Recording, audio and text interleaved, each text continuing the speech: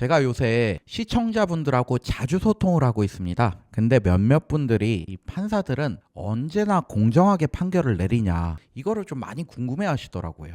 그래서 오늘은 법원 그리고 판사들의 공정성에 관해서 얘기를 좀 해보려고 합니다. 일단 최근에 선고된 사례부터 하나 보고 갈게요. 여러분들도 뉴스 통해서 접해봤을 거예요. 이 사건이요. 인천 아파트 상가 주차장 묻지마 폭행 사건입니다. 자, 기사 한번 볼게요. 차를 빼달라는 여성을 폭행한 전직 보디빌더가 항소심에서도 징역형을 선고받았다. 자, 폭행 당시 모습이라고 합니다. 자, 인천지법 형사항소부는 항소심 공판에서 폭력행위 등 처벌에 관한 법률상 공동상해 여러 명이 같이 때렸다는 거예요. 그 배우자하고 같이 때린 거죠. 혐의로 기소된 A씨 39세네요. 항소를 기각하고 1심과 같이 징역 2년을 선고했다. A씨는 지난해 5월 20일 인천시 남동구의 한 아파트 상가 주차장에서 30대 여성 B씨의 머리채를 잡고 주먹과 발로 마구 때린 혐의로 기소됐다. A씨는 B씨 얼굴에 침을 뱉기도 했다. 자, 당시 B씨는 A씨 차량이 자신의 차를 막고 있자 이거 빼달라고 항의했다가 폭행당했고 갈비뼈가 부러지는 등 전치 6주에 병원 진단을 받았다. 자, 몸이 굉장히 건장합니다, 이분이요. 그러면서 피고인은 강남과 인천에서 운영하던 체육관 2개를 다 폐점하고 세금 체납으로 월세를 전전하면서도 1억 원이라는 큰 금액을 공탁해서 2심에서 형을 좀 낮춰달라고 했는데 2심이 항소 기각하고 1심 그대로 2년형 확정한 겁니다. 자, 그리고 판결 하나 또 봐볼게요. 이거는 부산에서 발생한 묻지마 사커킥 사건입니다. 이거 2024년에 있었던 일입니다. 처음 본 여성을 골목으로 끌고 가 사커킥을 날리는 등 무차별 폭행을 가한 혐의로 1심에서 징역 25년을 선고받은 40대 남성에게 검찰이 항소심에서도 무기징역을 구형했다. A씨 측 변호인은 1심 판결문에서 축구선수 경력이 과장됐고 살인 고의성과 강도 범행의 계획성도 부인한다며 범행 당시 만취한 상태였다고 주장했다. 1심 판결문에는 A씨가 고등학교까지 축구부 활동을 했으며 축구 선수로 경북 지역 대회 우승과 MVP상을 받은 축구 유망주라고 기재되어 있었다. A씨는 지난 2월 6일 새벽 부산 서구의 한 길거리에서 처음 본 여성 머리를 축구공처럼 세게 차는 이른바 사커킥을 하는 등 무자비하게 폭행해 턱뼈 골절 등 중상을 입힌 혐의로 기소됐다. 자, 여기 턱뼈 골절 등이라고 돼 있는 거 보니까 아마 가장 많이 다친 부위가 턱뼈, 이 하악골 골절으로 보입니다. 근데 이게 이 부분이 치아파절도 같이 있을 수 있고 한데 그렇게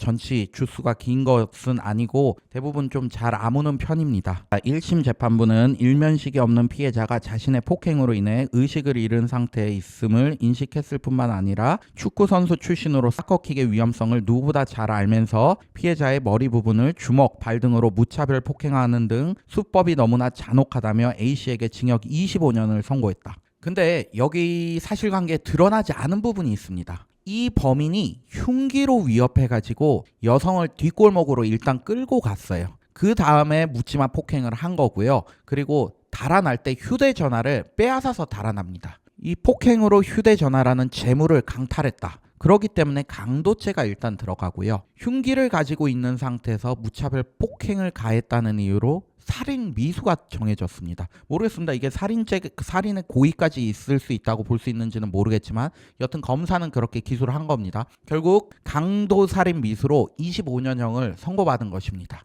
여러분들 이거 앞에 거 인천 주차장 무차별 폭행 징역 2년인데 뒤에 사커킥 강도살인 미수 징역 25년으로 무려 23년이나 차이가 나는데 그 쉽게 이해되시나요? 물론 죄명이 다르고 앞에는 공동상해고요. 뒤에는 강도살인 미수니까 그리고 전과관계가 다를 수 있긴 하지만 이렇게 차이가 날 수 있나요 이게? 보통 강도살인 미수 경우에 적게는 징역 한 5년에서부터 좀 많이 선고돼도 15년 사이에서 선고가 되는데 이 판사는 25년형이나 때려버린 겁니다. 저는 여기에 범죄하고 그리고 범죄자를 약간은 혐오하는 판사 개인의 감정이 완전히 배제되었다고는 좀 평가하기 어렵지 않나 라는 생각은 듭니다. 자, 제가 사례 하나만 더 볼게요. 이거 MBC에서 나왔네요. 재판이 개판 항의했다고 징역 3년 무효.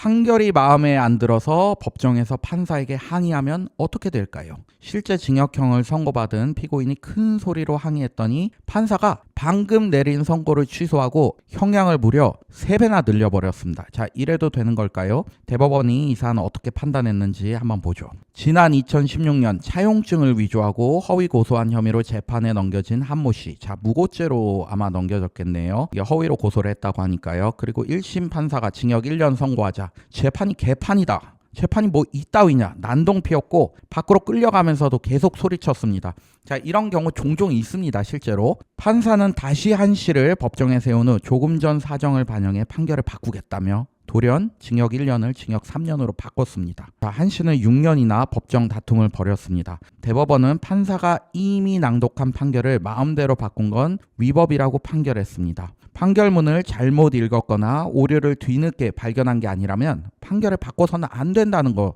그 이유로 위법하다 라고 해가지고 원심 그대로 최초 판결대로 1년이 적합하다라고 본 거죠. 자, 적절한 처벌을 결정한 뒤 벌어진 일로 형량을 3배나 늘리면서 한 씨에게 방어권이 전혀 보장되지도 않았다. 자, 이렇게 지적을 했습니다. 여기 보시게 되면 법정에서 소란을 피우면 판사는 재량에 따라서 최대 20일 동안 유치장에 가두는 감치명령이나 100만 원 이하의 과태료 처분을 내릴 수 있습니다. 라고 되어 있습니다. 자, 이 사건에서도 이게 소란을 피웠다고 하더라도 원래 자기가 선고를 다 했잖아요. 1년형을 선고를 한 상태에서 소란 피운 것은 20일 동안 유치장에 가두는 감치명령이나 과태료 처분을 내렸어야 되는데 판결 자체를 바꿔가지고 2년을 더 살게 만든 겁니다. 제가 보기에 이 판결은 지극히 판사 개인의 감정이 실렸다고밖에 볼 수 없을 것 같습니다. 그리고 이 판사들의 성향에 따라서 형량이 어느 정도 좌지우지 좀 왔다 갔다 할 수 있다는 사실은 한 번이라도 좀 깜빵에 갔다 온 사람들한테는 좀 잘 알려진 사실이기는 합니다. 이 구치소에 수감되어 계신 분들, 그 동네 판사들의 성향에 관해서 아주 면밀히 알고 있습니다. 왜냐? 안에서 할 게 없거든요. 그러니까 맨날 자기의 재판 얘기하고 판사들 얘기만 하거든요. 어떤 판사는 뭐 강간죄에서 형량을 아주 높게 때린다더라. 이 판사한테 재판받으면 다른 판사한테 재판받는 것보다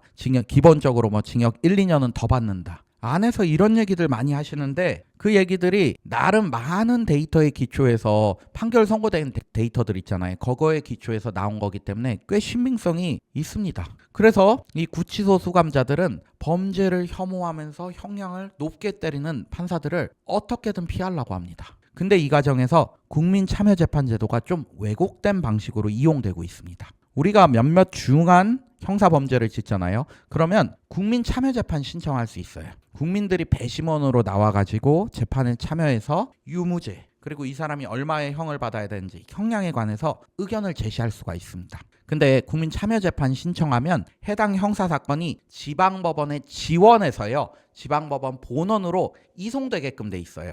예를 들어 볼게요. 의정부 지방법원 고양 지원에서 어떤 사람이 재판받고 있는데 이걸 국민참여재판을 넣은 거예요.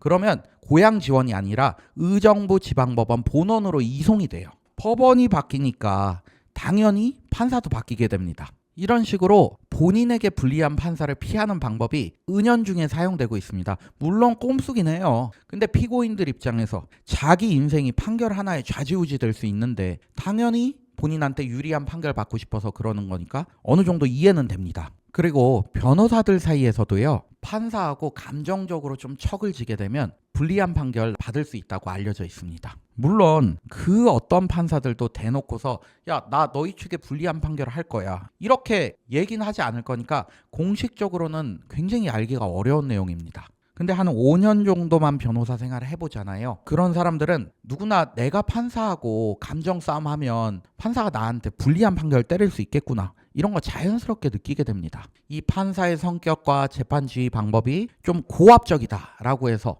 변호사가 같이 큰 소리로 막 따지거나 판사의 의견과는 아주 배치되는 의견을 변호사가 계속 고집하면서 주장하면 어떤 방식으로든 좀 불리한 판결이 내려질 개연성이 존재하는 게 사실이기도 합니다. 이렇게 판사들도 사람이다 보니까 어느 정도는 개인적인 감정을 조금 실어서 판결하는 경우가 종종 있는 것 같긴 합니다. 그럼에도 제가 봤을 때 우리나라 여타의 기관들과 비교했을 때 사법부가 가장 깨끗하고 공정한 기관이라고 봅니다. 요새 합리적인 성향 가지신 판사님들 많고요. 재판 가면 국민들의 의견 끝까지 잘 들어주시는 분들도 많습니다. 재판 지연돼서 본인 점심 못 먹으러 가도 끝까지 들어주시는 판사님들 꽤 많습니다. 그 일부 판사님들이 개인적인 감정 담아가지고 판결한다 하더라도 한 95% 이상의 사건들에서는 그런 거 없이 공정하게 판결 나오고 있다고 보입니다. 또한 일부 판사님들이 개인적인 감정을 담아서 좀 판결을 한다 그래도 우리나라 재판이 3심제를 채택하고 있잖아요. 그러니까 항소나 상고를 하면 상급심에서 그런 부당한 판결이 시정될 기회도 보장되어 있습니다. 그 판사님들 중에 일부는 자기가